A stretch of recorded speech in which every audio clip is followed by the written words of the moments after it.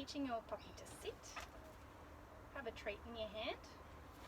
Pop it on your dog's nose and move it up and back just a little. Yes. Good. Free. Once they're good, try with just a hand signal. So show them the back of your hand. Move it upwards. Yes. Good boy. Free. Well done. Then you can teach your dog to wait. So sit, wait, and just a few seconds, yes, before they get their treat. Free. A wait always has a start and a finish, so they should keep their bum on the ground until you tell them another command or free. Okay, your next step with sit is moving on to a voice signal. So you want to tell your puppy sit. Give them a moment to think, yes, good boy, and reward them if they do it. If they can't do it, you can then give a hand signal so they start to anticipate.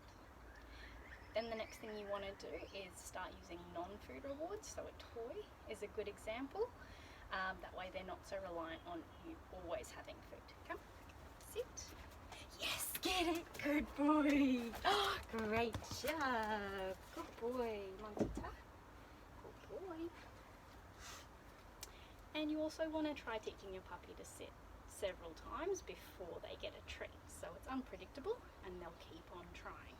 Monty, sit. Good. Come. Sit. Good boy. Come. Sit. Yes, get it. Oh, good boy.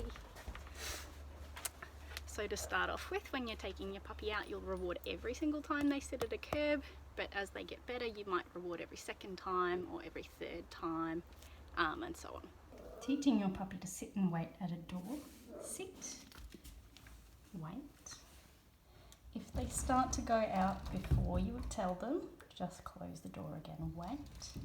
And you can just reward them for waiting there along the way.